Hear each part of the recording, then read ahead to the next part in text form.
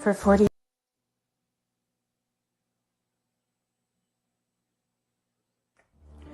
for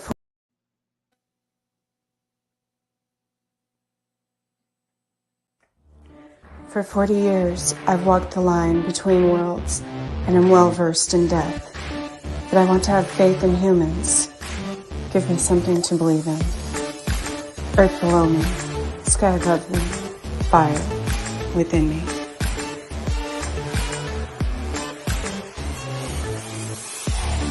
Brought to you by UPRN Network. I'm Trish Mo, and this is The Missing Piece.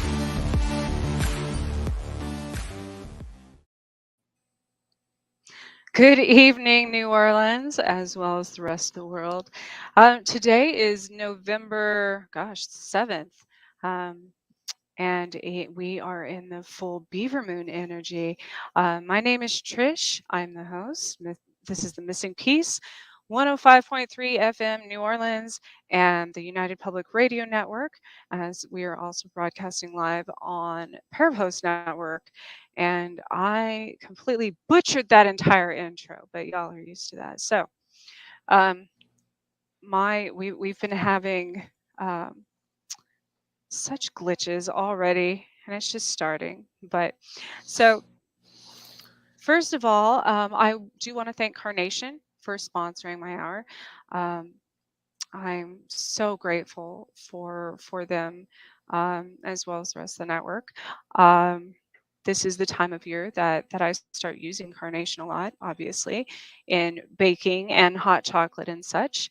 So thank you, Carnation. And tonight I wanted to do something different because it's the time of year that people really kind of start. Well, for me, it's both. This is, since my birthday's in June and I'm a Gemini, this is like my dark half of the year.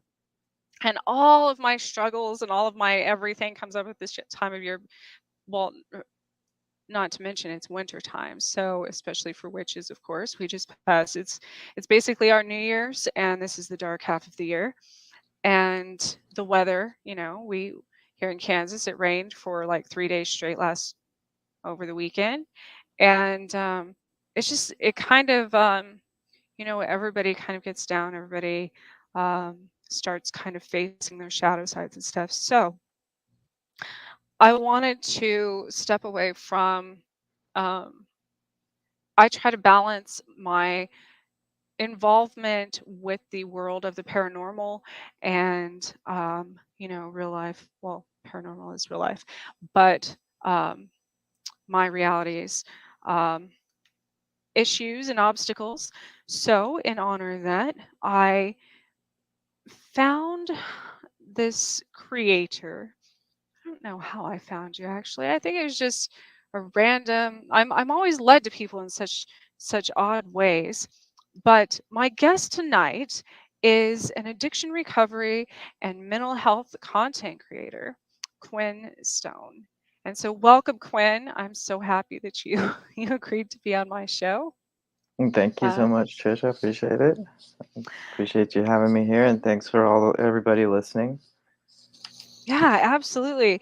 And like I said, people, and as far when people think of, I just encountered this today. When people think of addictions or mental health, there's such a stigma with it, actually, even to this day. I mean, um, and I was talking to somebody, and they said, well, you know, I've never done drugs and I've never been an alcoholic, and I'm like, but you just told me how you can't get anything done because you watched the last 15 episodes of, whatever. Hmm. and and so there's tons of I like people to remember that there are so many. Don't judge people, y'all. Like, there's so many different things. It can be an addiction. You can be addicted to Starbucks. You could be addicted to um I don't know, anything, like um Chocolate. too yeah, Yeah, chocolate, too yeah, much TV, too absolutely. I much mean, addiction is shopping. simply, yeah, addiction simply relates to like how much dopamine your body is receiving. I like to think that like the addiction isn't really about the substance. It's about the Right. dopamine, because our brain starts to get used to this constant flow of dopamine, and that's what we're chasing is this feel good feeling, right? The dopamine that's being released is what we're chasing. We want to feel that warmth, as they say, that comfort, Hmm. and that's why a lot of addicts are often people who experience some traumatic events, child abuse, domestic violence, things like that, because they that's why they turn to substance abuse, is because substance abuse gives you that dopamine flood that we didn't have as a child by Hmm. having a relationship with our parents, or you know not experiencing sexual abuse, or things like that. So I often say that addiction, in my opinion, for me at least, was more so about the I was addicted more so to the obsession that the obsession of escape that substance granted me.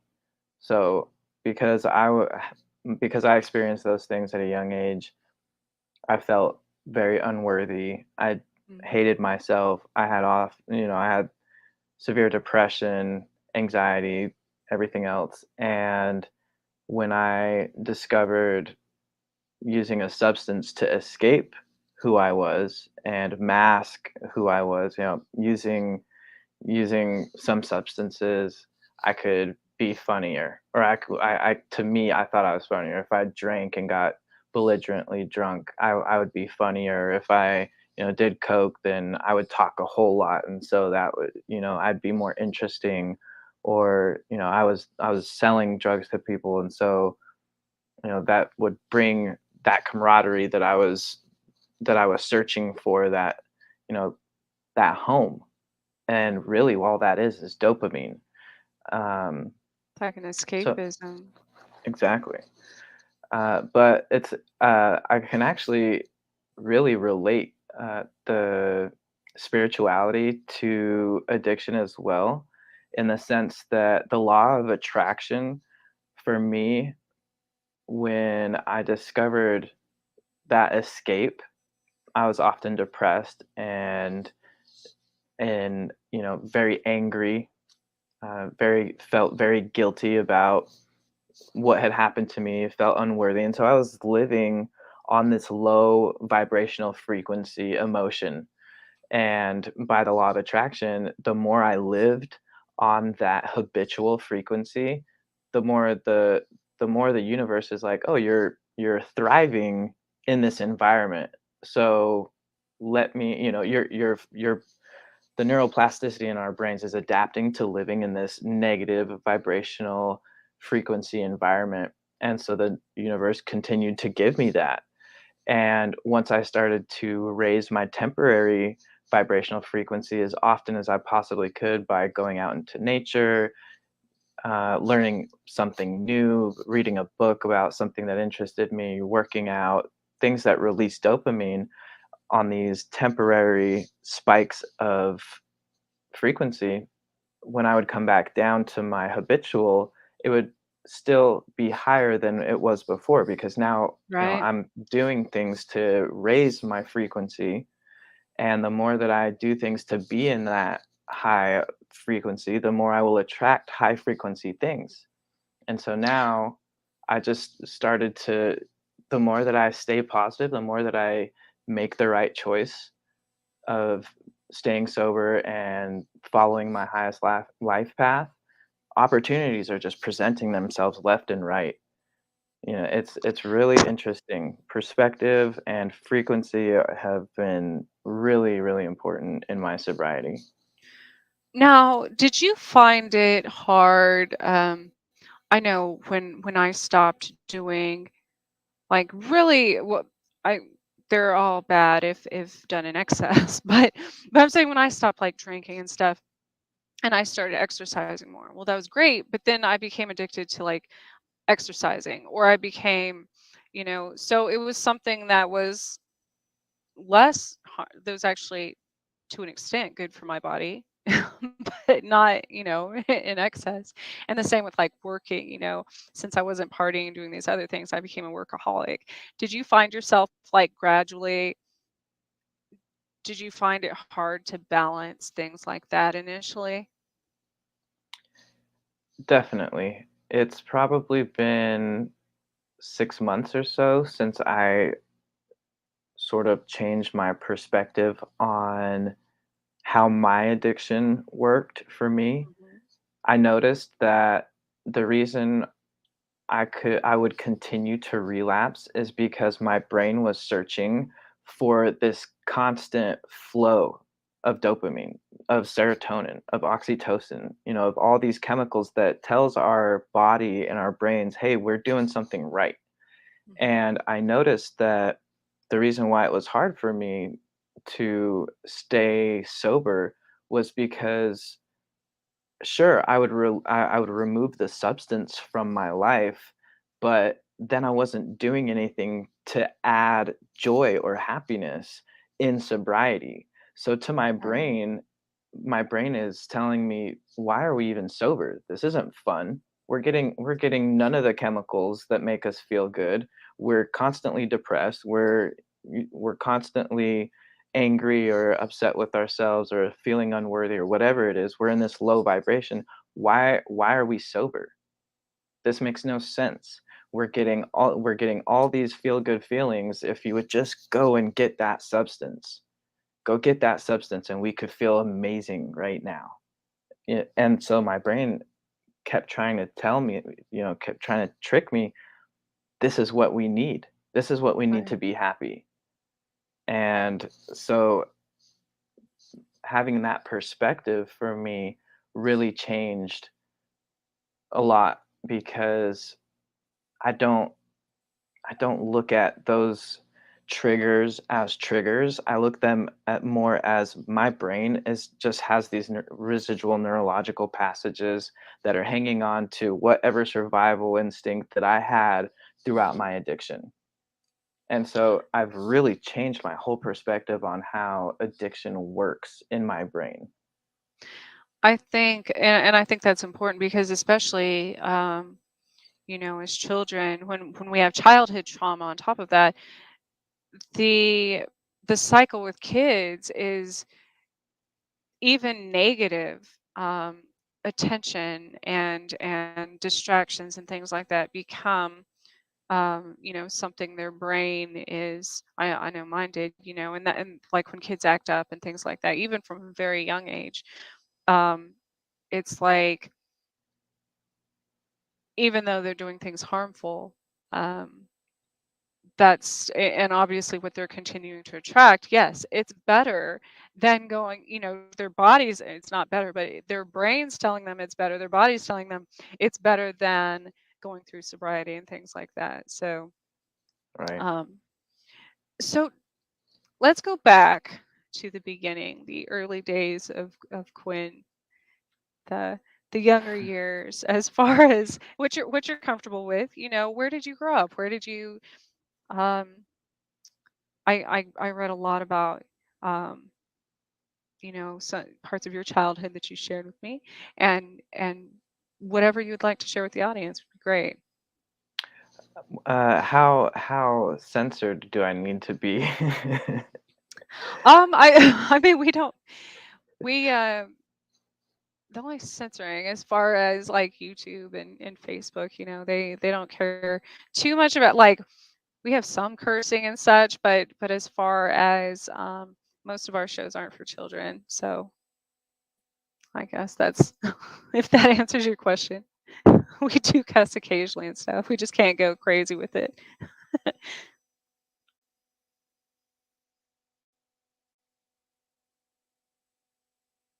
Uh-oh. Childhood had a lot to do with sexual abuse. That's where my feeling of unworthiness really started. It so I uh, well I moved here to the States with my mom and my brother when I was 4 years old. So my parents were divorced. My parents got divorced. We moved to the United States. We moved to a place.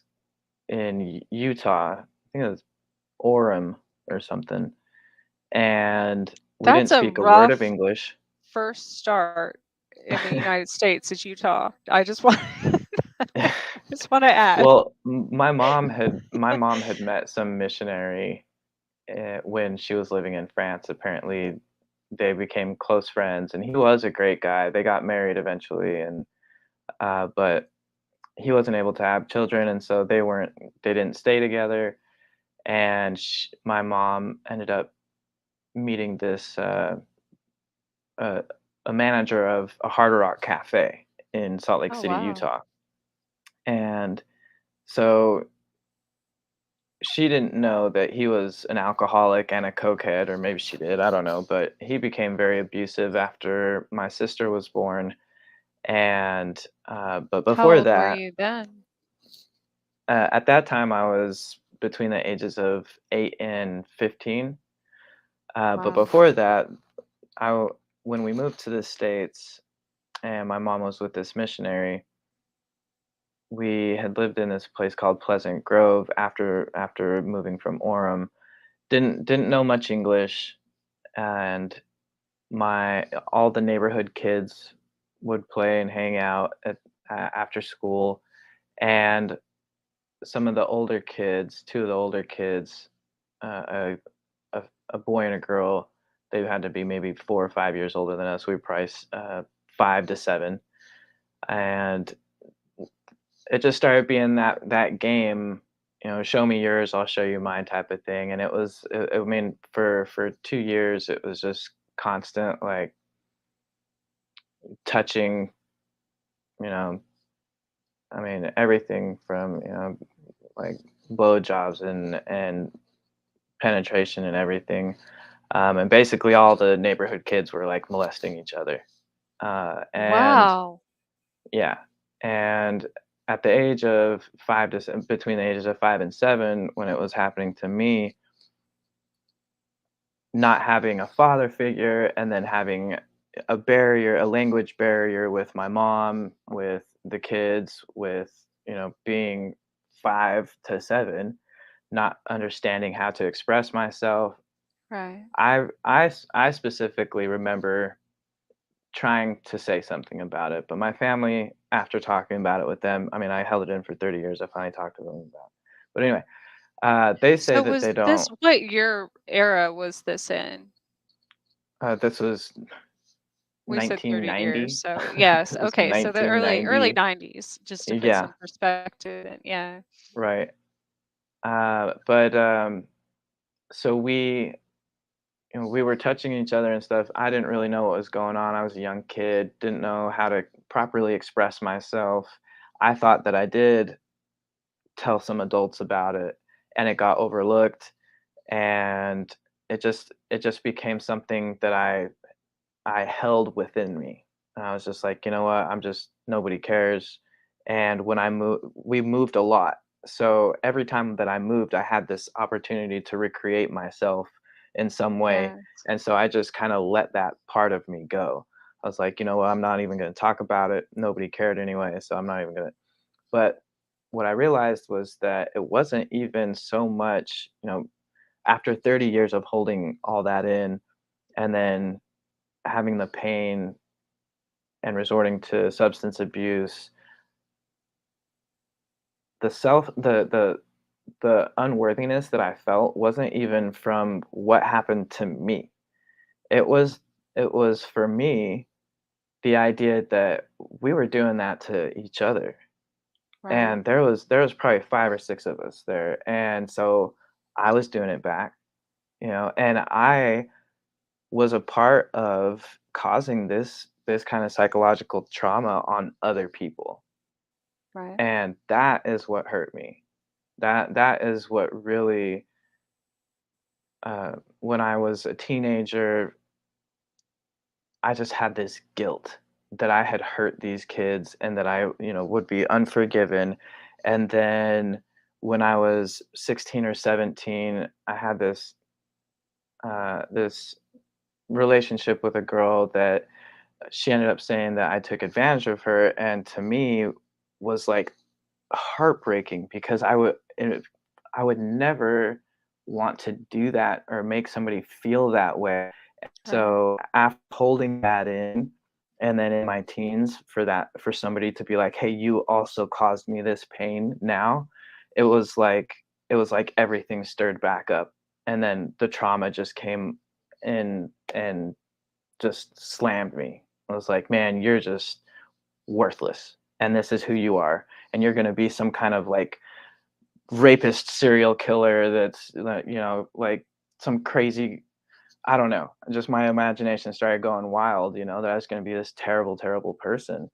And so I just started to self medicate heavily and just, Do you I don't think know. were you more angry or like depressed or both? I'd say I was more depressed because something in my mind hadn't clicked at that point that there's nothing that I could do to change what had happened. And because I'm not able to make amends with them, that I can just continue to make correct that situation by making a living amend to be better, to dedicate myself to helping people, to make a deliberate a deliberate action saying this is how I'm going to make up for XYZ, you know. I hadn't figured that part out yet, and so I was very depressed and yeah, definitely very angry. I don't know if there's more one than the other, but unworthy, like worthless is how I felt. That I didn't deserve to walk this planet because of what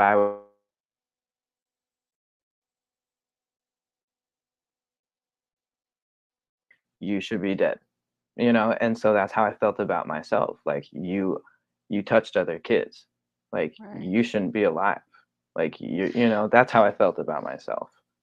Did you now had you since that those things happened, had you talked to any of the other kids or well, you said you moved, right? So you Right. didn't keep in touch with any of them or Correct. have, so you wouldn't have known if any of them felt the same way or if, all of those things would have gone through my head like eh, are they suffering like me? Did you think things like that or um I mean some of them it's profound that you saw the entire situation from that perspective first of all. That's usually something that most people can't do until they're much more mature, not way past teenage years. Um, because it's just human nature to initially resort to like a victim mentality, from a young age, as far as in a scenario like that. Um, as far as thinking like, well, we all did it to each other and the parents should have done something or what I mean like so Right. it's interesting that you blamed yourself more so than automatically resorting Well, to well, uh, to be honest, as a child, I didn't know what love was exactly.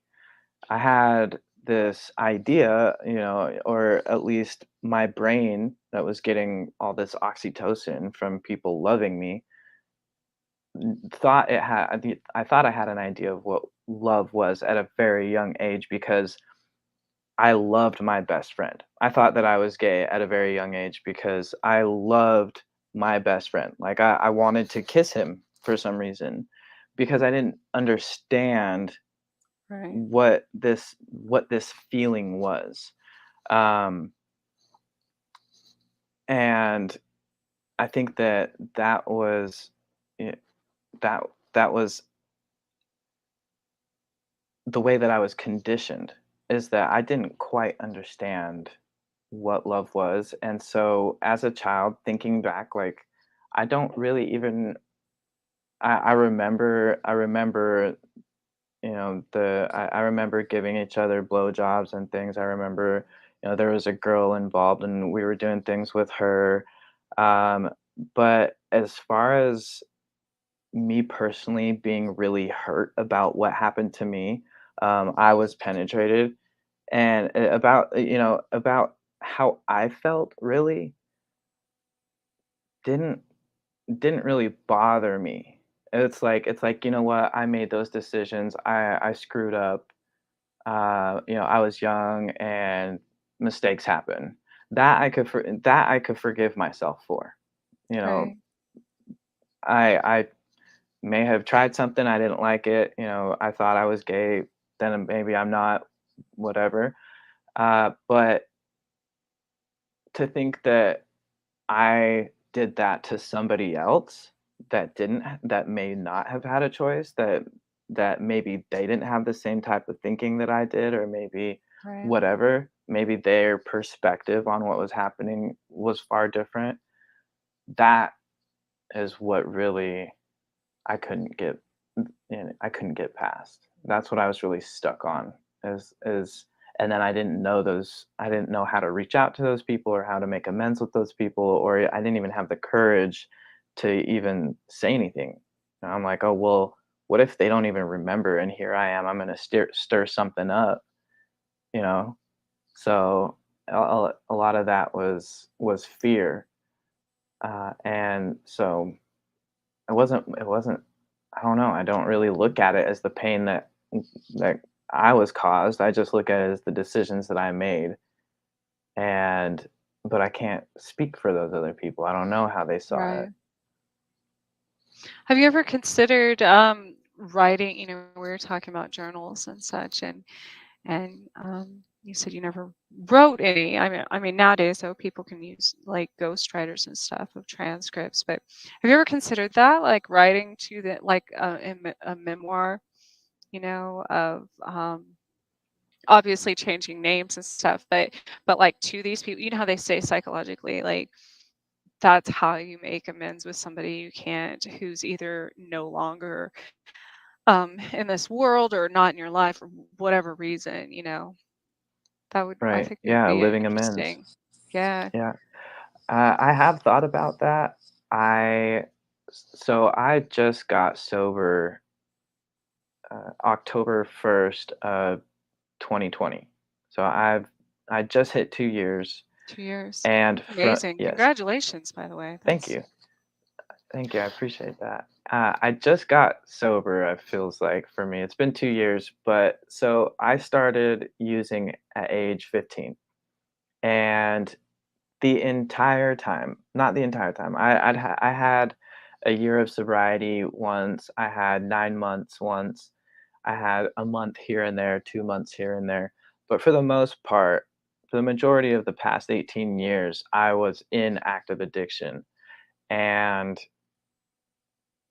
I didn't really ever accomplish anything. I dropped out of college. I mean, I finished high school. I actually graduated early from high school, but after that, I couldn't hold a job for more than a few months. I was often selling drugs or robbing or doing home invasions, schemes, scams, something.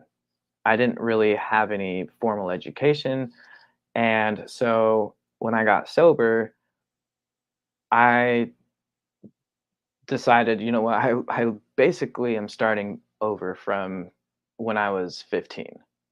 I mean, right. this whole life that I have built around addiction, I get to throw that whole life out. I'm changing my location, I'm changing my friends, I'm changing literally everything that I know about this old persona that I've created, this addict Quinn. I'm getting rid of that life, and I literally like cried about it and everything, like as if I like watched it die. And I started to paint this new canvas of who I wanted to be, and I started saying, okay, I get to recreate who I am. And so what I'm getting at is like I don't know a whole lot. I'm just starting out, with all this social media stuff, with all the Facebook following and everything. I mean, the Facebook following grew 150,000 in 3 months. I mean, it just came out of nowhere, and I'm getting all these opportunities, but like I have no idea what I'm doing. Somebody told me, hey, when I started posting videos, journaling my life, they told me, dude, you should be a motivational speaker. And in my canvas, I was like, boom, I'm a motivational speaker. I don't even know what that means, what it's going to take, what that entails, but that is what I'm going to do. And I'm going to just jump right in and I'm going to dedicate myself and I will learn along the way. And as long as I tell people, hey, you know what? I have no idea what I'm doing. This is just what I'm trying to do. Then maybe they'll be a little compassionate and they'll go easy on me. So I want to tell you something. See, that's your perspective of yourself. Because when I first came across your a lot of your videos, I'm like, wow, I want to know this guy. This guy really knows what he's talking about. Like he knows exactly what he's doing. Oh yeah, I've got a He's got PhD in drug and substance abuse. no, I, no. I I mean, went I as went for far 18 years, and I can tell you anything you want to know about substance abuse but I'm or saying any kind of criminal activity.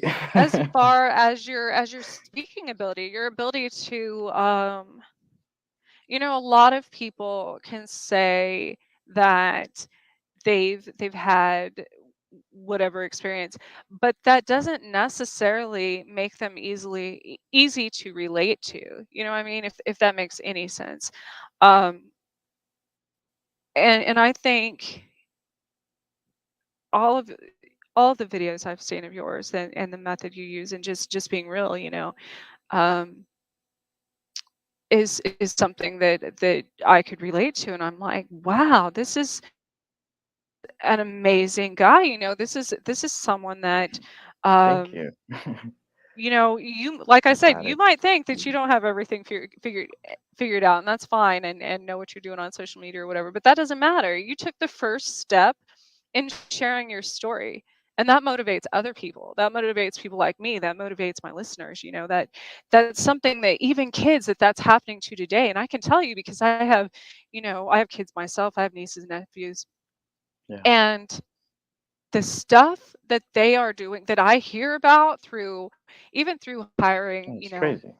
in different fields, high schoolers and things like that. I'm like, you did what? Like you did Right. what at a Yeah. party? We weren't doing that. Like you know what I mean? Yeah. No, they do some. They're crazy. I It's mean, scary. we for us when we were that age, we were doing drugs and stuff, and we weren't really having sex yet, 16 years old, 15, 16 years old. It was still like, a couple of our friends were doing it, but not everybody. Now apparently all the young kids are having sex at like Oh, 12, 13 years old. yeah, I'm I like, was gonna what are say you there's like, like full what? blown orgies in middle school. You know what I mean? I'm like, What the what? heck? I can't The even. internet is so wild that Oh, yes. So that's what I mean by that's just you crazy. taking the first step to tell your story, and it gives other people courage to do the same. You know what I mean? Because telling your story is so freeing, first of all, and then you can worry about anything else as far as the Absolutely.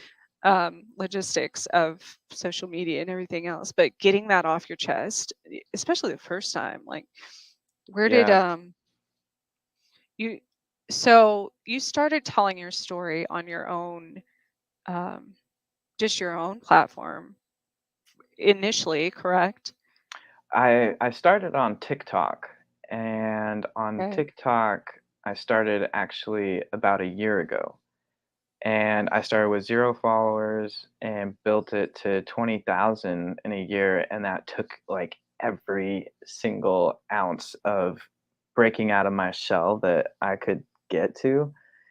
But the response on there, I don't know. I'm not sure if it's just not really TikTok's thing, but they don't push recovery content or substance recovery content, especially. They don't really push that in the algorithm. So for me, I found it difficult because I would spend hours researching, trying to do something intelligent with these videos, and then I'd get super discouraged because I'd see somebody getting, 10 million views on some video for 10 seconds. And I'm like, well, dang, I spent like 4 hours and this Right. person literally just like went like this and put a filter or a sound behind it and it's getting millions of views. So I got frustrated. I started posting to other platforms and Facebook just had a really great response. And so I kind of ditched TikTok. I'm still on there. I still post daily. I just don't respond on there as much as I do on Facebook. It's just also a lot better. There's just a bigger community that followed me Mhm. in such a short amount of time, and they seem to be relating to me too. And I don't really know how it happened. I just, I'm just going with the flow. It's just the law of attraction, I guess. Just being happy, attracting happy people.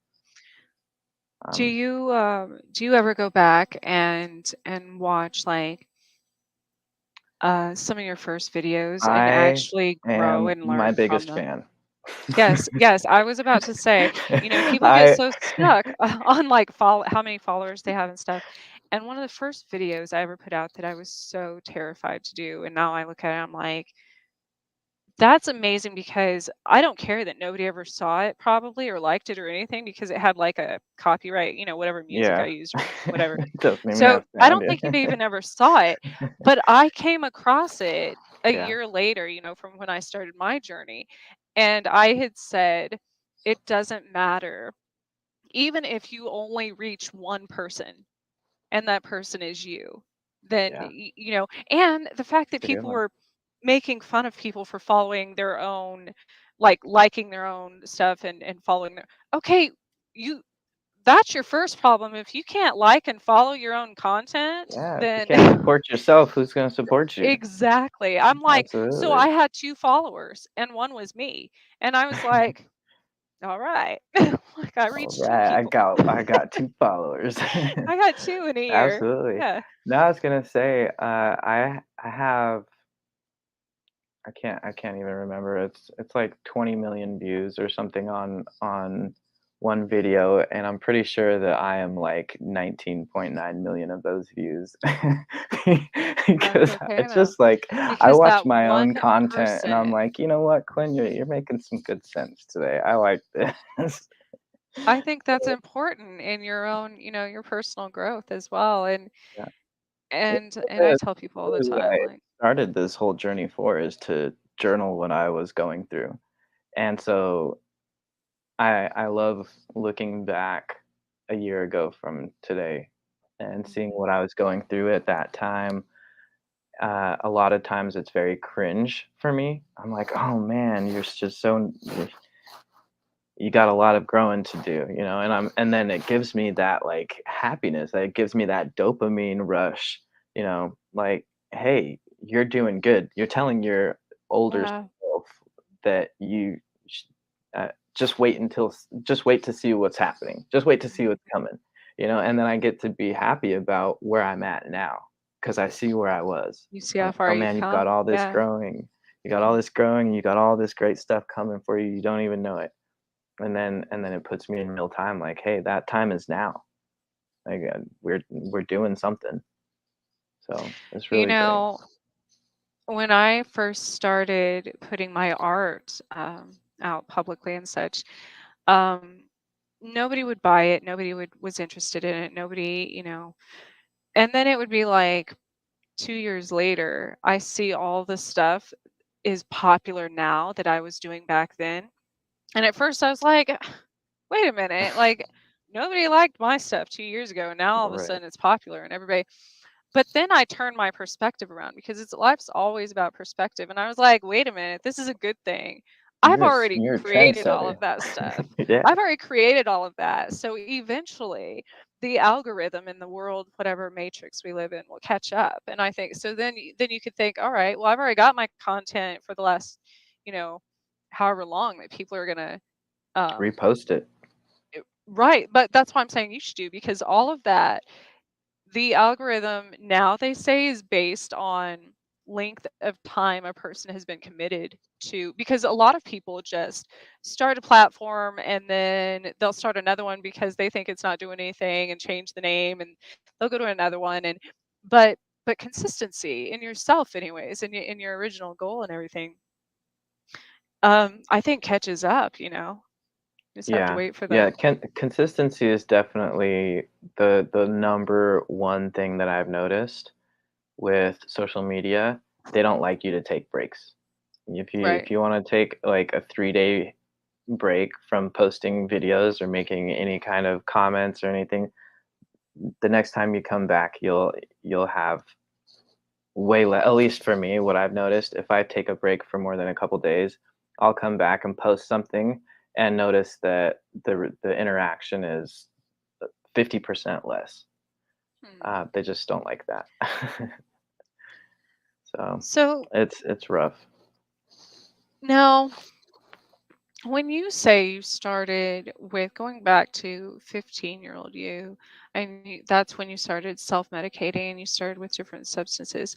When you say substances, did you start drinking? Did you start taking pills? What was your, I guess, first, or was it just a variety of things? Like, Well, I guess so. I started smoking weed, and that to me wasn't it wasn't okay. So I started smoking cigarettes. First off, I should note that the only reason why I ever saw a substance a as as an actual option for dealing with real life was because I saw that in my mom. My mom saying things like, "Oh, I'm so stressed, I need a cigarette." So, mm, me in my mind as a child, I look at that and I say, "Okay, so using nicotines is a way to relieve stress." I'm right. instilling that into a child's mind is what she was doing. So as a child, I see that as I can find stress relief in a substance. And so growing up, I when I found weed, when I found cigarettes, it was like my way of dealing with stress, and I didn't really look to doing a whole lot more. And I went through surgery, and they prescribed me Oxycontin, and then I got a whole different level of Oh, I hate that. I wish escape. they would. I Man. discovered that I was like, "Oh, holy cow! I've got this huge dopamine like release." And so this is that dopamine release that I've been searching for in a relationship with somebody close to me. I'm looking for Mhm. love. I'm looking for dopamine. I'm looking for oxytocin, and that's what this substance was giving me. So it started with weed, cigarettes. I drank, but I wasn't a heavy drinker because I'd black out really easily. And one time I was probably 16 or something. I thought that I went home after going to a Mexican restaurant, but apparently I stayed and partied for 2 more hours, and I didn't remember any of it, and that for some reason scared the heck out of me. I was like, Wow. "Oh, I'm not gonna drink a whole lot." But for some reason, uh, heroin was not was not off the table with constantly nodding out and things. I don't know. I don't know how my brain worked that way. I never really used alcohol as a means of escape. I've used it as a coping mechanism for my lack of confidence. Definitely, absolutely. I'd get belligerent at parties or something, or I'd drink heavily at parties to try and be more sociable or to make people like me because I didn't like who I was. Mhm. Um, but just to clarify as well, I am not abstinent. I am not somebody who thinks that abstinence is the only way to recovery. I I do smoke weed. I microdose psilocybin for my depression, my anxiety, and that works for me. Now, that was a decision that I had to make within myself. Am I using these substances to escape, or am I using them because I have a mental health condition? Right. And that to me was a life-changing perspective, that every single substance has a place in this world. We may need to use, morphine if you get into an accident, you break both your arms. I'm not gonna tell the doctor, "Oh, don't give me morphine. I'm a drug addict." So Right. I can't expect to hold a sobriety in abstinence if I'm holding dear to the idea that I will lose my sobriety if I'm not abstinent for the rest of my life, Right. especially for somebody with mental health conditions. It's not fair for me to say, "Look, I will not be taking my mental health medications because that means I'm not sober." Because now Right. I'm choosing between being mentally healthy and my sobriety, and that's not fair. You should be able to be mentally healthy and sober. It's Right. all about how we use the substance. Substance abuse is exactly that, substance abuse. When we Hmm. start to use that substance as a way to cope with life instead of learning how to deal with things properly, that's when it becomes an issue.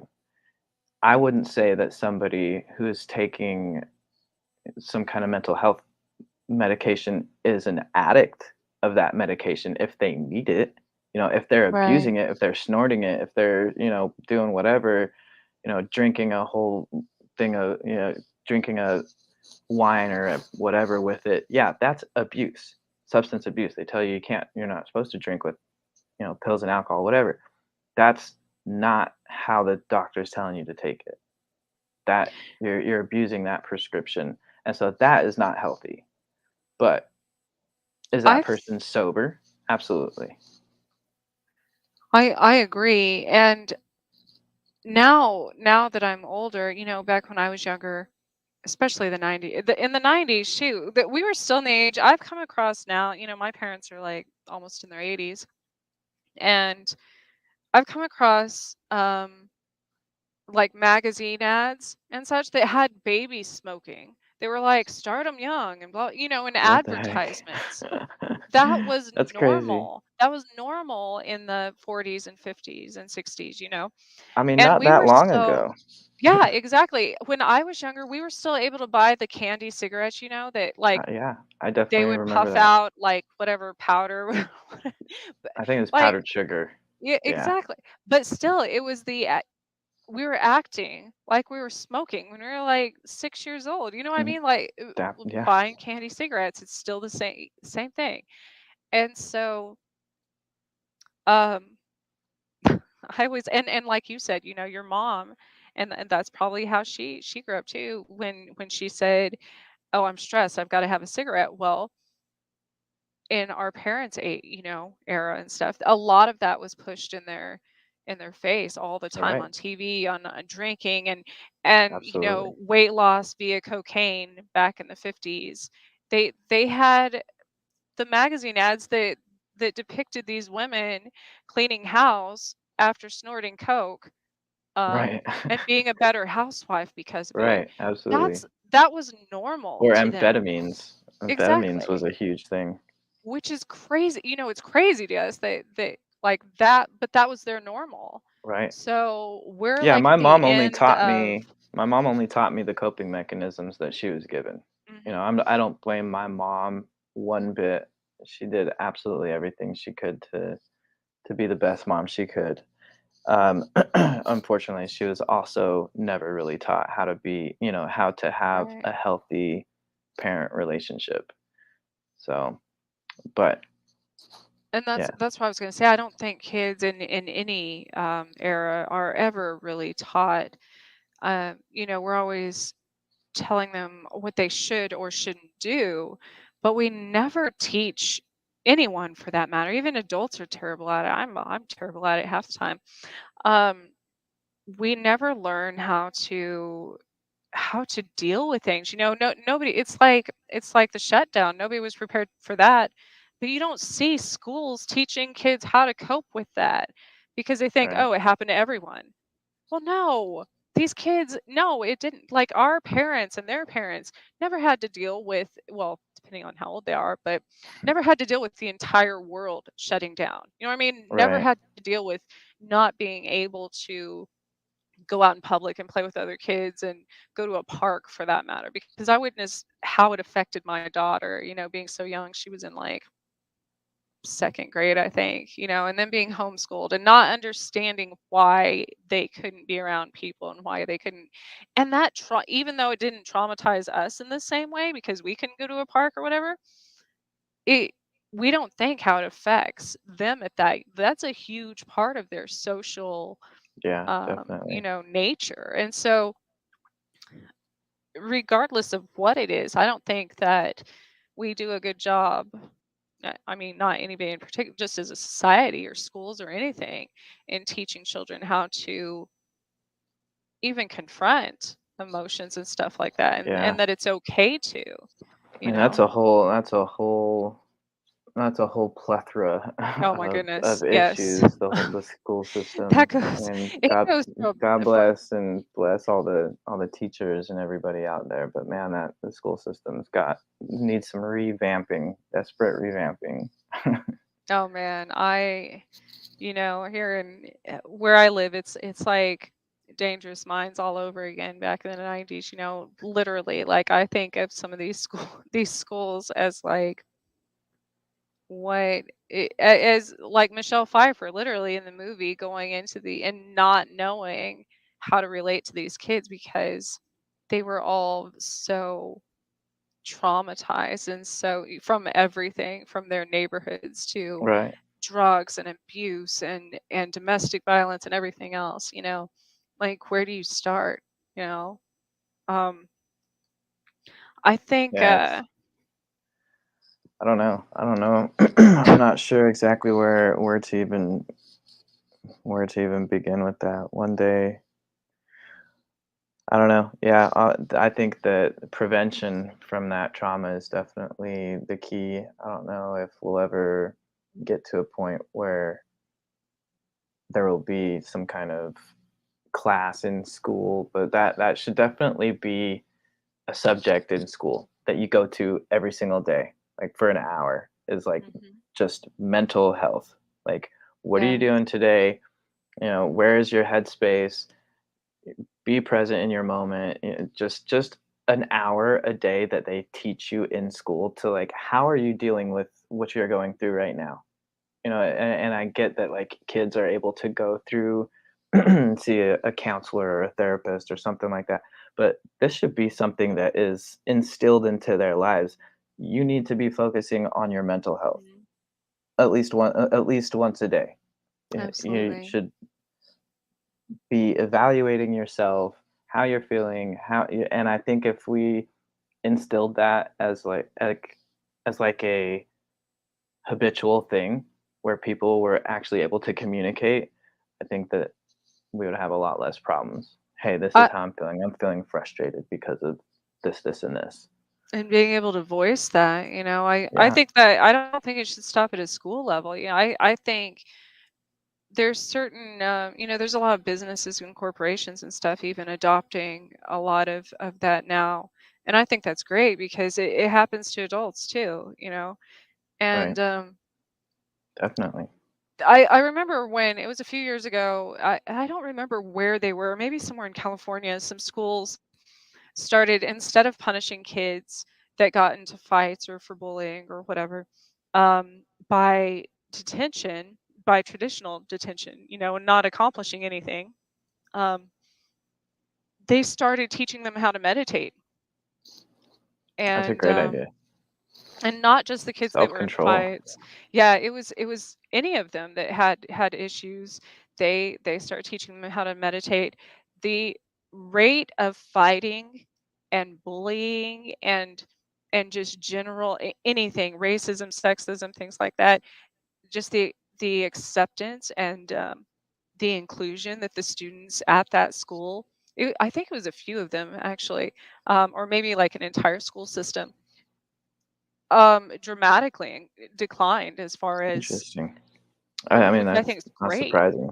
It's not surprising at all. If you just teach people to just take 5 seconds to reevaluate how you feel, I Mhm. think we wouldn't make a lot of the decisions we make. I know that myself, a lot of times I would act on an impulse decision and I would relapse because I was angry or was frustrated or depressed in that moment that I didn't take the time to ask myself, why am I feeling like this? Why am I depressed? Is this valid? Am I, you know, is it possible that I need to find an outlet Mhm. instead of using a substance to escape?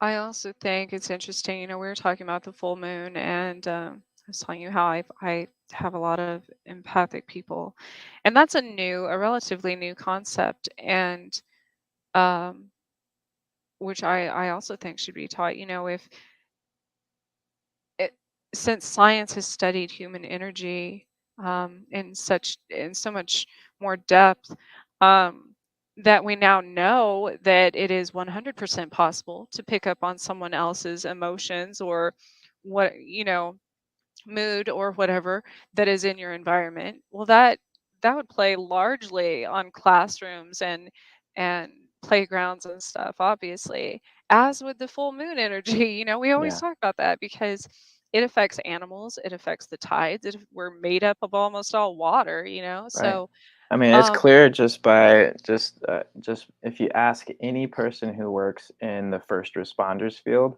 mhm, they'll tell you the full moon is the craziest night. yeah. I mean, and that's just proof right there that it's not. I mean, there is a difference. There's a difference. It's not And just so. not just crime and stuff like that. I noticed when I was a table games dealer at a casino for a while, and I would notice during the full moon, like certain people, the rate of like heart attacks, um, even people passing out from um, like low blood sugar, things like that. It was always during the full moon. There's so Really? many health incidents. Yeah. Um, so I assume, that would affect people's mental stability as well during those times, on top of everything else, on top of adding any type of, I know working as a bartender forever, that was also the nights that there were the most fights. Yeah, yeah, exactly. It's not a coincidence. I mean, our bodies are mostly water, so the tides are formed by the moon, and that's what makes the tides. So the gravitational pull that the moon is causing on the oceans is causing some kind of effect on us. And I don't know exactly how that works, but definitely can attest to feeling different on the full moon for sure. So you said you've been sober now for 2 years, but So I call it canna sober is what I call it. And that's so this is my company, the sober SOBR. It's like the first four letters of sobriety. Um, so that's where it started. But like I said, I'm not abstinent. But Demi Lovato coined this phrase, "Cali sober," and I don't really see how that makes sense besides like it being one of the first states to legalize or whatever. But I think Canna Sober just made more sense to me, and so that's kind of my brand is Canna Sober. I mean, it's sober, but like there's Canna Sober in the kind of like umbrella of that. But so I'm not abstinent, but I'm Canna Sober. So yeah. and how long ago did you, or you just started kind of in this last year, as far as that company or The concept, I the guess? the concept, the clothing company, this is like I said, I don't know what I have no idea what I'm doing. People are just like, "Hey, you should do this." I'm like, "That's a great Yeah. idea." And so people were like, "Do you have merchandise?" I was like, "No." but that's a great idea. So I just started making clothes, and this is the concept that I came up with. I spent a long time on it, just like thinking about what it is that I wanted to convey. And I think that being sober, whether it's medical assisted treatment, whether you're canna sober, whether you're abstinent, to me, as long as you're doing something that's working for you to live the best life you possibly can, then that deserves a title. Because we have all this Yeah. stigma out there that's like, you're not sober if you're, if you're on medical assisted treatment, or you're not sober if you smoke weed, or you're not sober. It's like, well, who gets to draw the line? Because technically, if you're not abstinent, then you're not sober. And abstinence includes nicotine, caffeine, any mind or mood altering substance. Right. It could be Tylenol. So, who gets to draw the line? I think if you're out there busting, if you're doing everything that you can to not be on the streets, homeless and pulling robberies and doing all these things, you're not in active substance abuse where this is like something that you're chasing. If you're actively working towards recovery, I mean, who isn't? Who isn't actively working towards recovery? So you in my book, you deserve a title. You deserve sobriety. You're not clean, because being clean in my book is complete abstinence. But if you're busting your ass, you deserve to be sober. You're sober in my book. That's an interesting. I like that. Um, that's I Because you got people in the rooms who are like, you're not sober because you're on medical assisted treatment, but the big book says that you're not sober if you're on any mind, mood, or mood altering substance, including caffeine or nicotine. But these people are out here in the beginning of the meetings smoking a pack of cigarettes and having 3 coffees. It's like, right. well, so what makes you sober? Because by definition, you're not sober. So that person is really just saying, hey, this is where I draw the line. My line is that caffeine and nicotine is sober, but marijuana and Wellbutrin is not. Well, that's where that person draws the line. Now here's where I draw the line. I say that you're not, this if you're not that. And the next person is going to say, well, this is where I draw the line because I'm on Yeah. mental health medications and I need mental health medication. So it's really, sobriety is really different to every single person. I So don't it's know not fair for anybody to say why. this is what it is. I get in the same argument, and well, I wouldn't say argument because I worry about myself now. I don't what somebody else does, um, or how they perceive anything in their life or their belief system or whatever. If it is not harming me or affect me, what I mean. I'm 100% okay with people on my friends list on Facebook or wherever having different views as me, all of that. Because to me, and I get in this discussion with people all the time about even about like religion and everything, especially as a witch, like everything else, because I'm like, well, technically, the way I perceive you and the way you perceive me are completely different, also. The way we perceive everything is different.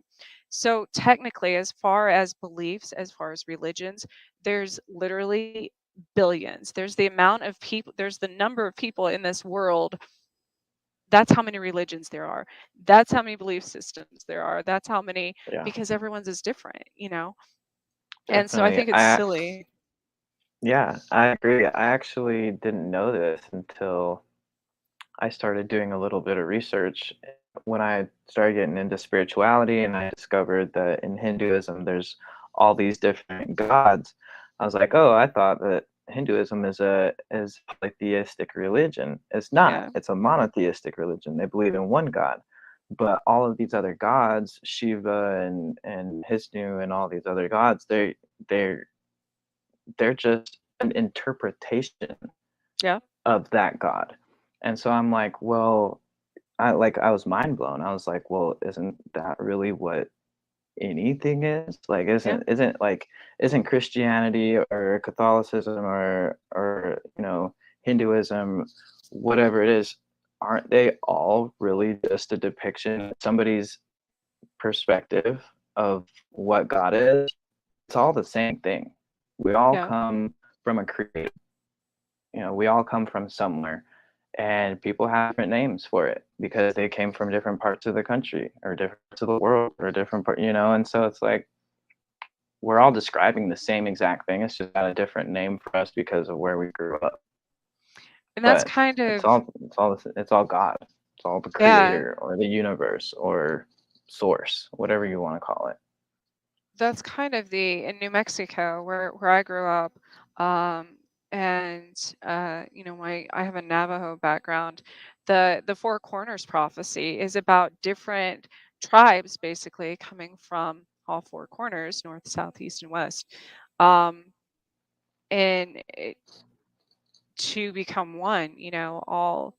Um, all the differences, all the just all the parts of the different,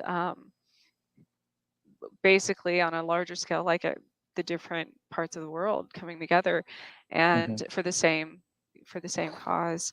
And um, I think that's something that is amazing and profound about being able to reach people halfway across the world with your story, because um, it shows that, okay, even though you came from France to the US, but people in other countries, we might be different as far as our immediate surroundings, our cities and everything, but we still all have the same problems. We still all Absolutely. have the influences of drugs. We still have, all have these things going on, whether you're in Utah or in, Europe or Africa or India or wherever. So Right. Yeah, unfortunately, we're all surrounded by people who have also been abused. You know, I think we that was need, a big thing for me was when I found when I decided to stop running from why I obsessed over escaping. I said, okay, the only way that I discovered relieved me of the resentment that I held against the person that molested me was by forgiving that person. And because know, I don't remember that person. Like I remember their name, but I don't remember their face. I don't remember, I'm never going to see that person again. So what worked for me was saying, you know what, I am no longer going to hold this resentment. I forgive you for the pain that you caused me. And it's not like I'm not letting him off the hook. Like what he did, that doesn't make what he did okay. right, But the more that I continue to let that experience hold me back from life, the more he is winning, the more that I am losing. Maybe he's not even winning, but I am definitely losing because I am being, stinted from being my full potential because of how I feel about my past. And I did that for 30 years. I wasn't who I wanted to be because I didn't feel worthy of that for 30 years. And the person who held that power from me was him. And so by forgiving him and saying, "You know what? I'm not going to be held back by this anymore." That that I took that power back so that I could be what I want to be without holding that resentment. And now when I think about it, like if I think of, if I have a trigger, I want to relapse because I feel unworthy, I can't hold it against him because I don't feel unworthy right. anymore because I forgave him for that and now I'm working on myself. So to me that was a big thing was finding forgiveness and understanding and compassion. And in my mind, I was like, you know what, this person, I was 6, 7 years old. This person was probably like 10, 11, 12 or something. And I'm thinking, in my mind, I'm like, where does a kid that age pick up that kind of behavior? Yeah. Was he being molested at home? Was he, was his father or uncle or, like where did that kid pick that up? And so that kind of helped me too, thinking, you know what, that kid didn't pick that up nowhere. So maybe he was experiencing something as well, and that I just didn't know, and he didn't quite have a healthy understanding of what love is or what proper boundaries or you know what proper touch is and things like that. So that helped me. I would not have believed it if someone told me even as recently as like 4 or 5 years ago, especially for myself, anyways. But I've also found that i- if I've learned a lot through my near death experiences, a lot of my past lives started coming back to me. And a lot of my trauma wasn't from this life, which is crazy and profound to think of. But a lot of my trauma, it wasn't even, not all of it even was necessarily from myself. There's certain trauma that follows your DNA. And this has I've been heard that. proven. Yeah, this has been proven in things. So for instance, in my own life, I fell when I was 2 years old on my grandma's fireplace and put my top teeth through my bottom lip, like, completely through it. Mhm. Ki Damn. minor thing, I mean, sure, it hurt and everything. Right. My daughter did the same thing on the exact same Interesting. day, at the exact same age, although it was worse, and she did the same. She fell and she put her teeth, she actually put her top What teeth. the heck? She only had 2 teeth on the bottom, put her top teeth through her bottom 2 teeth and, like, severed her entire gum, like, jawline. So with each generation, it gets Sheesh. worse. Boy. I wouldn't And want to be in that chain. well, Holy so I cow, started that sucks. researching more, and That'd be horrible. these things had happened, like in my other family member, like cousins and stuff, and their Hmm. parents had a certain accident or something when they were younger, and then they did, and then their kids did, and it was the same thing, but usually escalated one way or another in the same. And I'm like, we're repeating cycles, not just from past lives and things like that, but literally from our DNA. And then I Interesting. saw this guy cut his finger off as an adult, doing whatever, um, halfway, like, to his first knuckle. And he had a son, and his son's finger never grew past the first knuckle. Interesting. So he didn't even have an accident. It just transferred that energy of losing an appendage to his offspring, which is Interesting. interesting. Very interesting.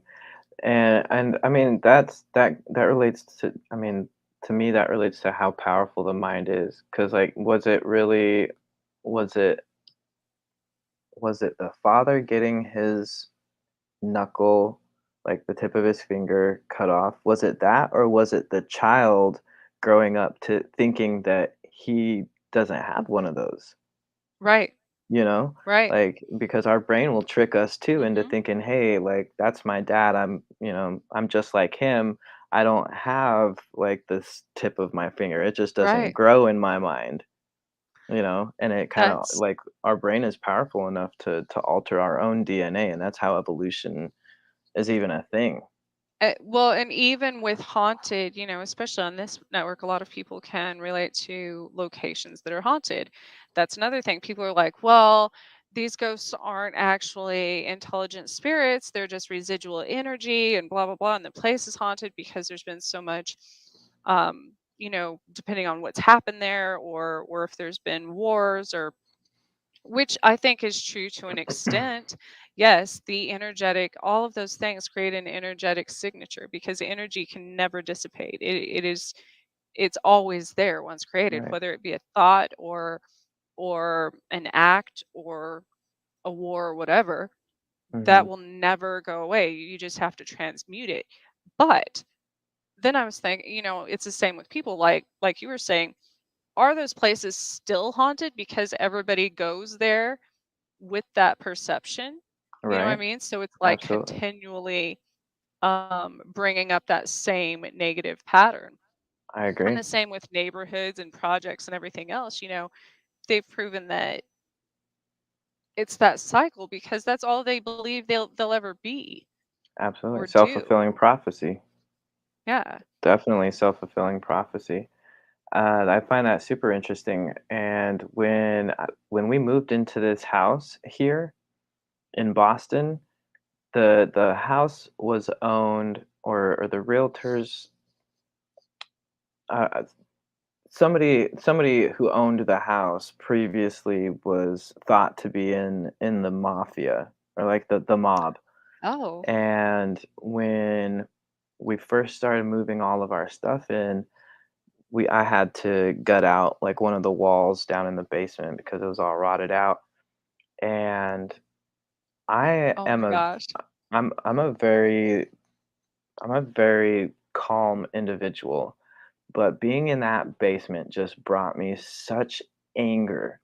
And I got hurt down there, and granted, I got hurt pretty well. Like a piece of glass fell off and like cut my ankle so bad that I Wow. had to have stitches. But I didn't get stitches because it's just not a thing that I did for, throughout my addiction. I Because you never grew up went in to the the 90s? hospital. No. Yeah, exactly.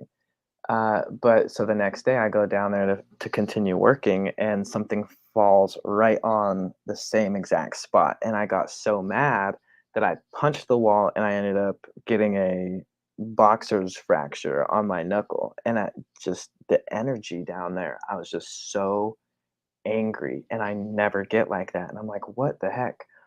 Not too long after that, I had a friend come visit me, and she refused to come in my room. She was very she claimed to be very powerful intuitively, and she was like, you've got a bad energy in your house. She's like, it's the worst in your room and downstairs in the basement. And I was like, that's weird, because when I was doing work down there, I got like so angry for, which I would never, I would even, I just wouldn't get angry like that. I don't know what came over me. She's like, "Yeah, there's a bad entity in your house, like a bad spirit or some sort of bad energy in here." She's like, "I just don't like it. There's something going on." And I thought that was super interesting, because I even at the moment I couldn't explain why I got so mad that I punched something like that. It's like, that's just not me. There's a lot of outside influence in the spiritual realm that people that don't know about it or understand it or believe in it. Um, that's another thing I've always talked about that should be taught to kids, because regardless of religion, it's energy and it exists and it is powerful and it can affect people in numerous different ways. That's another thing about there's been so many people that have had physical illnesses, even diseases, things like that, mental health problems, and then they're removed from a specific location or like a haunted place or whatever, and they're completely fine. And that Hmm. just goes to show like how powerful that can be. Yeah, I've heard of instances like that too. Like, I was just watching a show actually just the other night that had something very similar to that. They were investigating, oh dang it, what's it called? The something walkers, the skinwalkers thing that's going on, the Yeah. skinwalkers. Yeah, they were talking about that same thing, and like the guy actually showed it actually showed the x-ray. Like, this guy had this condition on the back of his head where it like grew when he was at this location. When they took him away from it, like he had to go Mhm. to the hospital and stuff. And when they took him away from that location, doctors like, we don't have any idea what that is, but like, it was grown. Like, there's definitely something here that Yeah. wasn't there. So it's There's very uh interesting. there's been times even when a few times, I'm a medium, but I didn't actually embrace that ability. I was terrified of everything spiritual and in the ether. I mean, whether it be ghosts or demons or extraterrestrials or anything up until a few years ago. And I was like, I can't live this way. So I confronted it, and but I remembered back my early 20s, I was possessed. I mean, I've been possessed a few times in my life, which is normal because I attract these things. Obviously, obviously that I can talk to them and see them, so I know how to deal with it now. But back then, I remember at the time, which was completely uncharacteristic in my life at that point in time, because I was happy. I wasn't like I had a good job. I was married and stuff, and it had nothing to do with any of that. It was within about a week or two period of time. I stopped eating. I stopped, my skin was literally like turning gray. My eyes were sunken in. And I would be around, I was hearing these voices, not like voices. I don't want to say it wasn't like in my head, but I would get these thoughts of stuff that's like, go poke your eyes out with with scissors like off the wall to harm myself or to harm others. And I'm like, okay, I stepped back, and I went on vacation away from my house. And I also met with different, like I met with some Buddhist monks. I met with all kinds of people that were like doing all these rituals and things that I had no understanding of. And they said that I had a very dark entity attached to me. And and it was after that that I mean, they would tell me to do anything bad that could possibly, like, go walk out in traffic, go take these pills, go do. And I literally thought I was losing my mind, and that's scary that something can affect you, from an outside, um, that I didn't even think existed at the time, for that matter.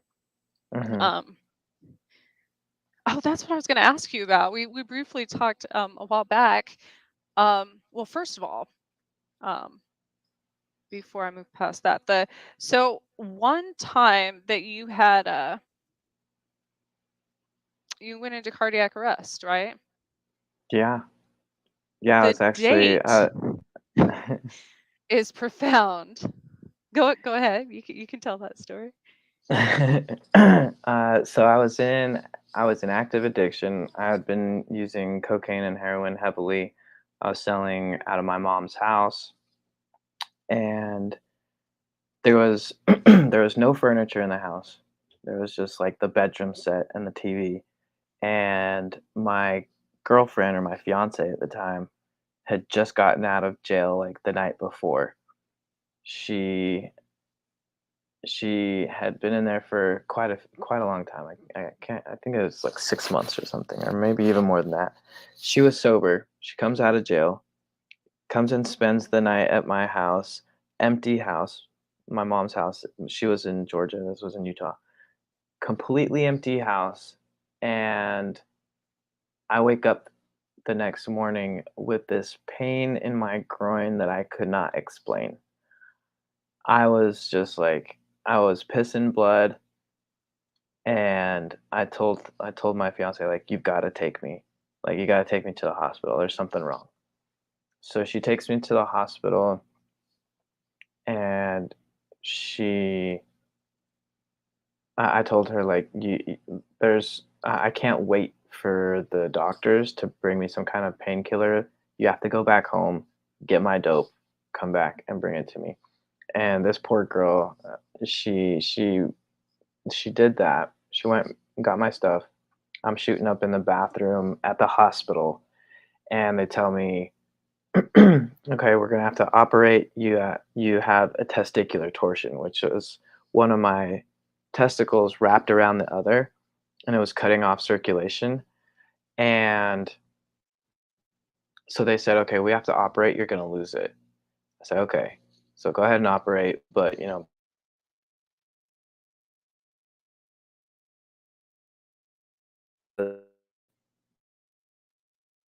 well, the operation."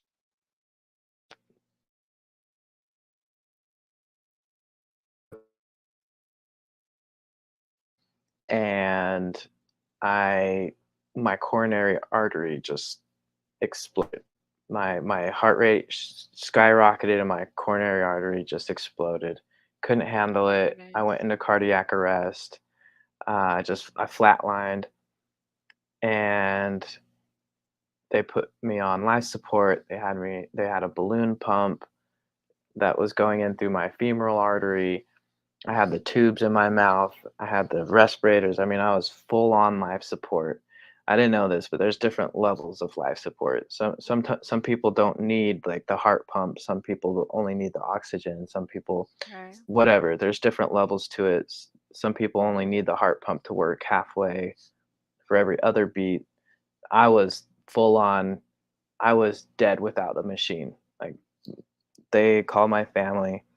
They said, "Come say goodbye. Your kid's dead." Like, like, he's on full on life support. Like, you tell us whether you want us to pull the plug or what. And my whole family was living out of town. My sister actually had to come in from Montana, and being underage, she had to sign for them to keep me alive. So my Wow. sister, she was like, I don't want to pull the plug just yet. Let's keep him alive. So I was in a coma for 5 days, and when I woke up, I still had the tubes inside me. I still had all these, needles and things in my arms and everything, and I started freaking out. The last thing I remember was going under for surgery. I literally, like, I wake up, my family's around my bed, and I've got all these tubes and everything inside me. I don't even remember that. But they told me that I just started freaking out and tried to pull the tubes out of my mouth and stuff. So they put me back under, and they let me wake up the next day just on my own. When I woke up the next day, the date was November 11th of 2011. So it was 11/11/11 That's was the day that I woke crazy. up, Do you know what time it and was? I don't I don't That would remember. be that would be interesting too. Yeah, right. So I woke up on 11/11/11, which is insane. It's just insane to me because I thought that the world was gonna end in 2012. And, like, It may have. somewhere in my brain, I'm like, I switched into an alternate universe. I Like, always I tell died. people that. I'm like, my world changed completely in 2012. So I if hear everybody so many died at the people that same say that. time, would any of us know that we were actually dead? Well, there's this theory that says that, how they say when you die, you experience that flash, your life Hmm. flashes before your eyes. Yep. Well, apparently, that's like a measurable amount of time, the Right. time that your life flashes before your eyes. And so there's a theory that we did die in 2012, and like this is all just like the residual of that flash. Basically, we're basically just reliving the flash. So it's very Huh. interesting That's to think about. interesting. Yeah, stars burn brightest right before they go out. So, Right. maybe with everything accelerating as far as, now the sun's like burning hotter and the earth's core is hotter and everything's spinning faster. And um, what happened, well, the first time I flatlined, well, no, that's not the first time. I had a lot of things happen before that, but the first time before 2012 was in 2008 for me when I flatlined having my son. And um the last time was 2020 and 2018. I had a heart attack on the same day, 2 years in a row, actually. Holy And what? yeah, so that'll show On the you, same day? the same day. Yeah. And so that shows you how something That's happened on weird. that day, That's apparently. weird. But as you were saying, when you have those flashes, the last time, well, no, in 2018 when that happened, and there's this giant, I don't know, light being. I had like 20-foot ceilings in my house, and this thing was almost that tall. And um, I couldn't see many of its features because it was so bright. And I didn't know at the time whether it caused my heart attack or whether it was saving me. But either way, I knew, and it was actually the day I got a tattoo on my finger that says free, and which was interesting. I had just gotten home from getting this tattoo that says free, um, and I had a heart attack, and specific memories in my life flashback. But what's interesting about that is in the last 4 years since, in some way, I've had the opportunity to relive many of those flashbacks, many of those memories, and make amends with them. Um, Interesting. Like how so? Can you elaborate on that? like, um, like if it was something to do with my family, like my sister, my dad, or something that was traumatic, even some of these from childhood. Hmm. It's like almost like a movie, like you know how people do those picture scenes to reenact something from the past in the exact, like they have a certain scene with their siblings or their parents or Like a something, and they take montage? yeah, and they take a picture in the like now 30 years later or something Oh yeah, to yeah, yeah. try to Okay. reenact whatever. Right. Well, that's Yeah. how it was, but it was for like traumatic events in my life. So these scenarios were presented, now I was I'm 41 now. So in the last 4 years, um, these things have been presented in the almost exact, like the same people with the exact same name will be in the exact same situation.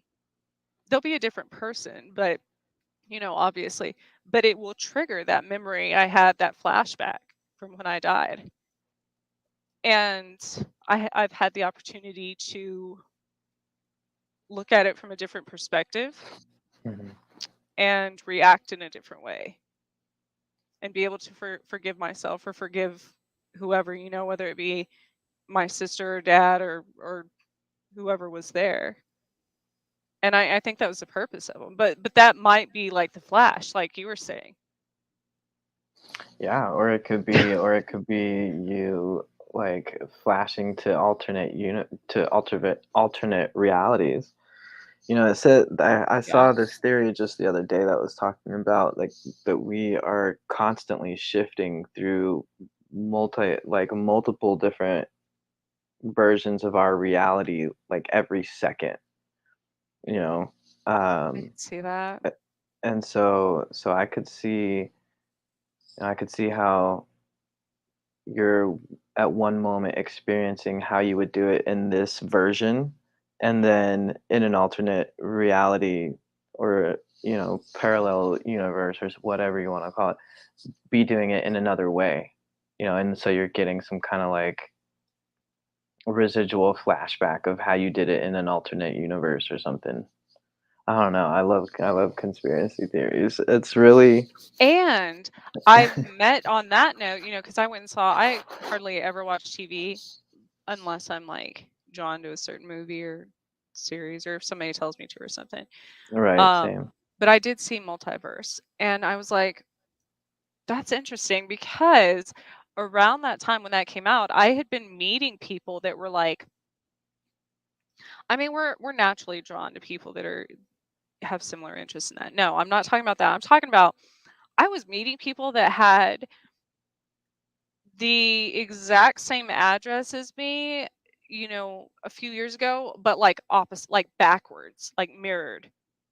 But I didn't even realize Interesting. it until until I was like in that situation, it didn't dawn. I'm like, wait a minute, why does this seem familiar? Because that was my address, Hmm. so long ago. Or like I would meet people that had the exact same life story as me, as I mean, almost to a T, as far as things that had happened to us, things that had, our family members, things that where we came from, all this stuff, but we were complete strangers. Yet Hmm. they looked similar. So it'd be like another redhead that was, I don't know, a lot taller than me or shorter or skinnier or bigger, whatever, but just like literally different versions of myself, different names Yeah. and stuff from different parts of the world, but it's like we were the same person, just in a, different, and same, but everything else was, which is weird. If it was an alternate, well, I guess a different person would be an alternate version of it, of ourselves. Yeah. So To me that makes a whole lot of sense because they say that the whole the universe, everything that exists is a vibration, right? mhm, It's a vibrational it's a vibration on a frequency. And so if you as Trish, let's just give you a random frequency number. Let's just say that your frequency number is 10. And if your frequency number is 10 and you're living out this universe, just by everything being made of vibration, of sound, of frequency, there's going to be things in this universe with the vastness of it that are going to be operating on your very same frequency.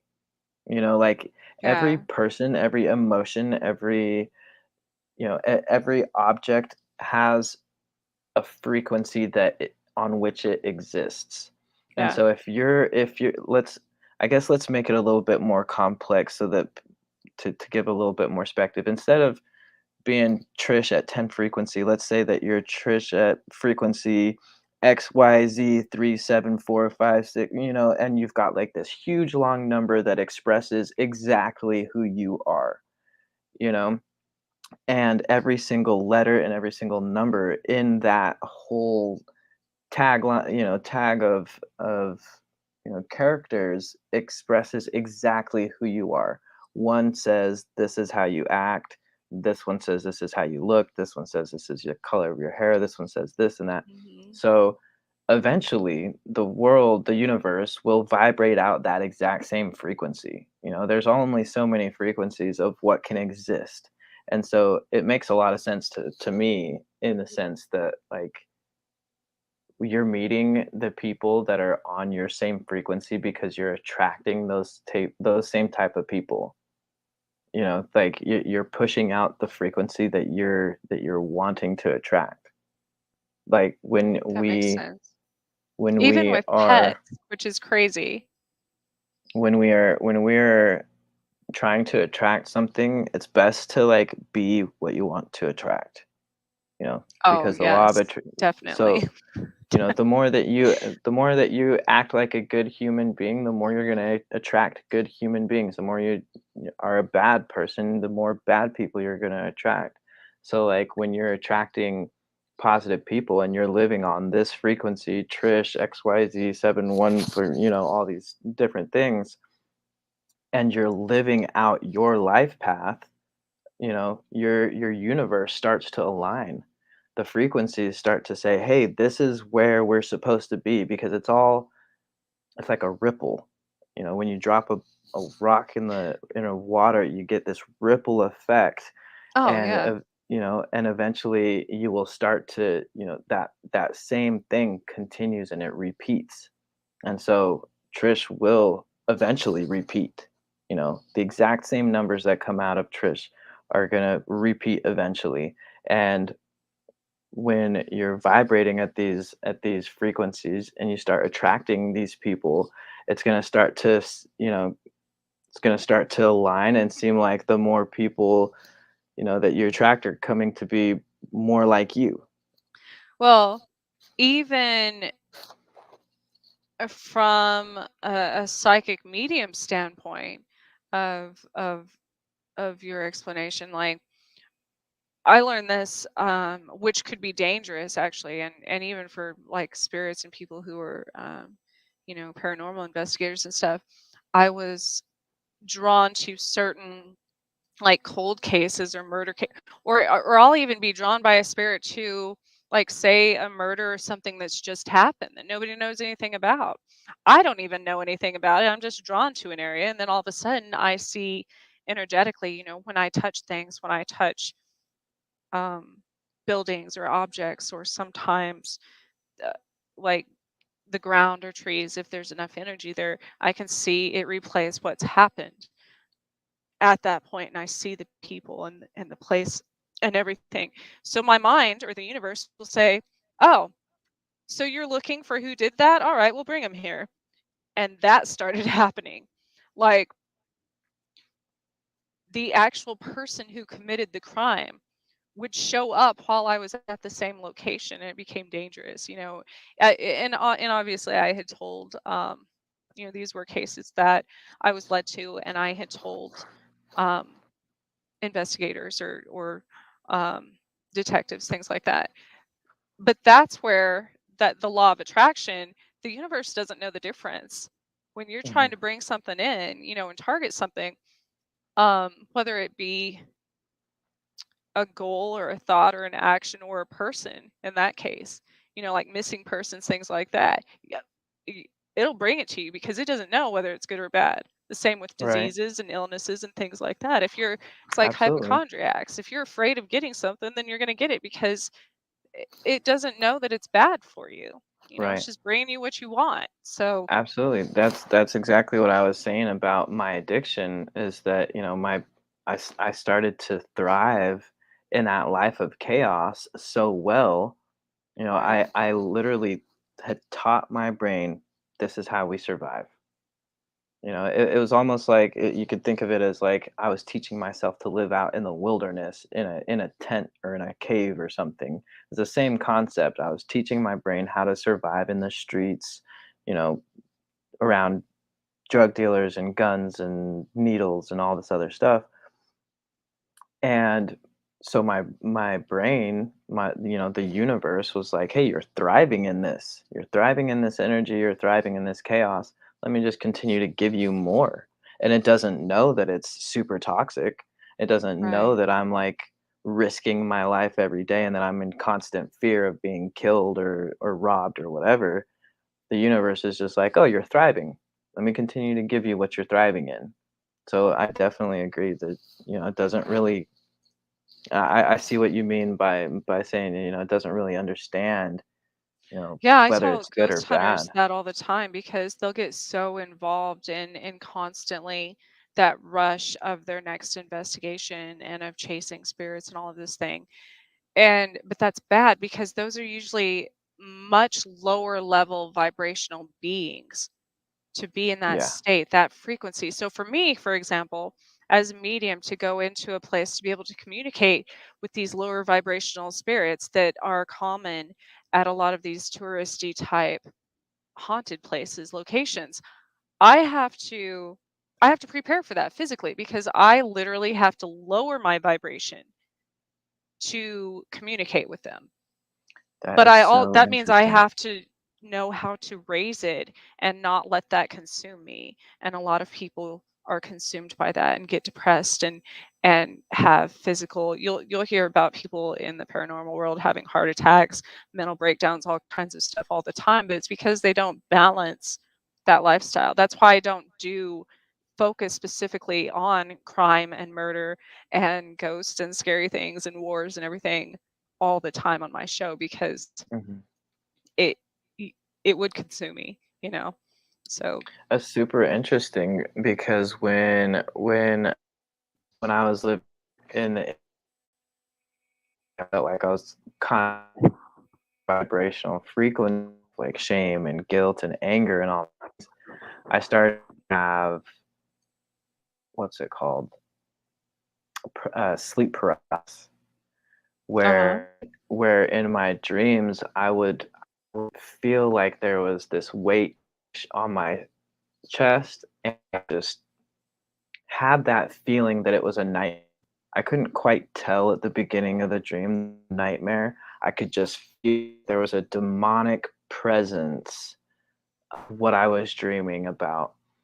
I'd go throughout this dream and eventually something super what happened. There was a lot of wigs in my dreams. There was a lot of dark entities, very dark things, shadow figures, red eyes, sounds, things like that. That it would happen often. And since getting sober and out of that frequency, I have not had any kind of sleep Oh yeah, paralysis dreams. So it's very interesting because, because you you know, stop. I was It's the same on thing. You that stop low attracting it. vibration. Yeah, and I strongly believe that it's those low level frequencies you're talking about that we're able to, I don't know, somehow, have a reaction or some kind of influence on my brain and you know being at me through sleep paralysis. I was living on that vibrational frequency where those the same demons exist. And that's one thing people are like, well, Trish, how can you go into, it's happened numerous times where I've gone into places and this demon that is said to exist there doesn't affect me. And they're like, well, there must be something wrong, or you must be that kind of a witch or whatever, that this demon does not affect you. No, it doesn't affect me because I have already conquered that demon. Quite literally.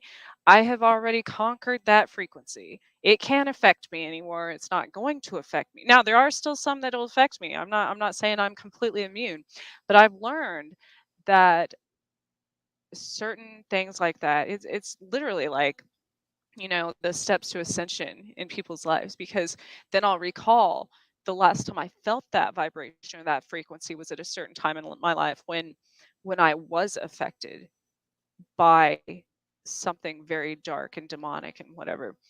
And the steps I had to take to climb out of that to overcome that. So now it doesn't affect me, of course, you know. And I think that's with anything we conquer in life, whether it be public speaking or the internet or followers or whatever. Like, obviously, different levels, different devils. We're never Yeah, going to be completely, or to be able to completely avoid everything bad in this right. world. I have a We just learn how question. to deal with it. Are you, this is probably gonna sound ridiculous, but are you afraid of the dark in any way?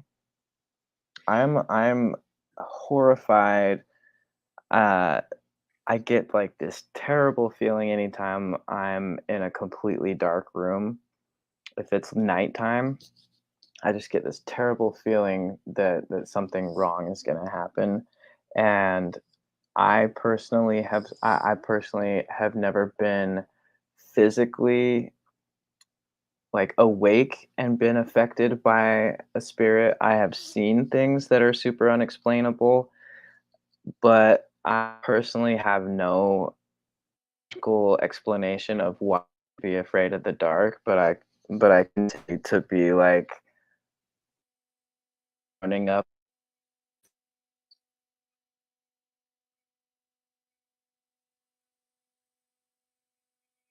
Oh, I think you At, froze. oh, I'm sorry. Yeah. Do you ever get that? Yeah, I was terrified of the dark up until up until like 2 years ago. Sometimes I still get that, but what I did, it was a point in my life where I had given up on everything. I had been abducted so many times, not only um, by interdimensional beings and extraterrestrials, but like the military abductions and things like that. And so I had associated the darkness, and I had bad dreams. From the time I was little, every night of my life, I was one of those kids that like laid there in the middle of the night sweating under my covers, terrified, knowing that if I went to my parents' room, I would get in trouble, but also knowing that that seemed like 10 miles across the house because their room was on one side of the house, mine was on the other. And that distance between there, I would see 50 different spirits, or some of them monsters, some of them things I couldn't explain. And always being told that that didn't exist and nothing was there and all this stuff. So even as an adult, that transferred over to my life. And I was and being, I'd had houses broken in, every house I'd had broken into, um assaulted and almost robbed and things like this. And in bigger cities and numerous things in the dark. So I always associated it with bad things. And so finally, um, I was like, I went blind for a little while when I got Lyme disease initially, and so it was always, it's always dark for me. And but it's like I could see better when I was blind because I used my other senses. So I realized that the reason I was afraid of the dark was because I would get anxiety and my other senses would shut down. And Interesting. finally, I was like, no, I'm not going to live this way. I'm going to do this. Like, I sat, it was almost like a meditation thing. And that's how I started. I'm like, I'm going to sit in the dark because it was one of those points where I'm like, I'm done, whatever. If you're going to come take me, then take me. And, and then nothing happened. And I'm like,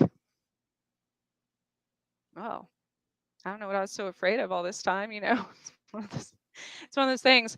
Um, and then an interesting thing, I started being able to see it. It was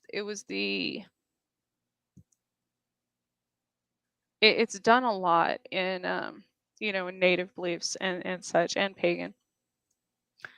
I would envision myself having the ability to see in the dark, like an owl or like a wolf or like a panther or like some type of animal that I respected, that I thought of as powerful.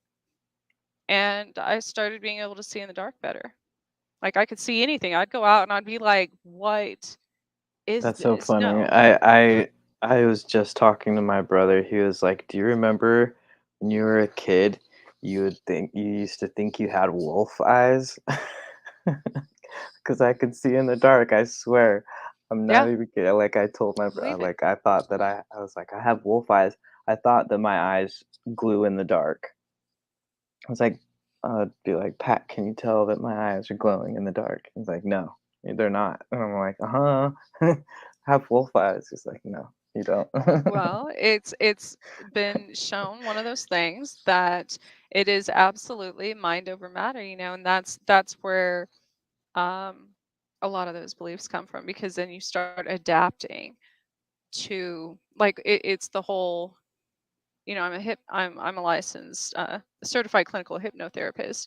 And um what's the saying? Jeez, you do it all. The Not really. I just um when you assume trance, um then trance, whatever your if your higher conscious um believes in something, or you program your mind, it's like neurolinguistic programming to believe that, and it's not harmful to you if it actually helps you in some way.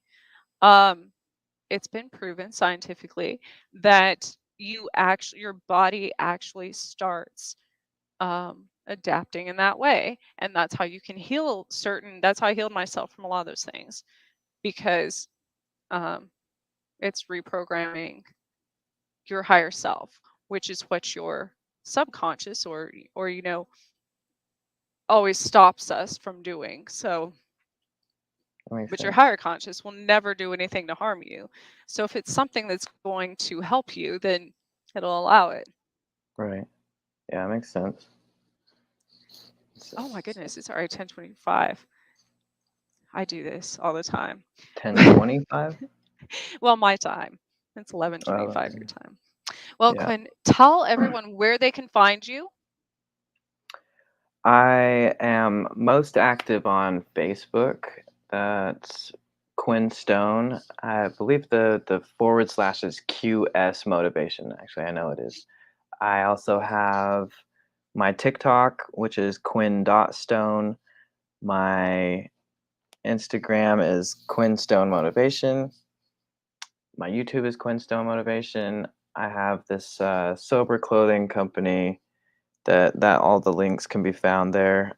There's probably the easiest would be my TikTok, Quinn.Stone. There's the link tree there, or Facebook at Quinn Stone. So Yeah, link trees over there.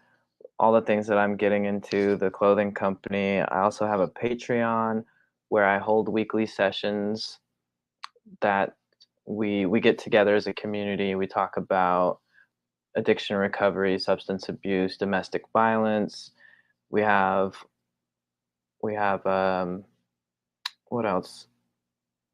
We're going to be starting a podcast here in January, but and then that's what I was going to mention for the weekly sessions on my Patreon. We also do weekly sound bath guided meditations. So I have the crystal sound bowls where I do a sound bath. My sister does some kind of guided meditation, or I do a guided meditation during.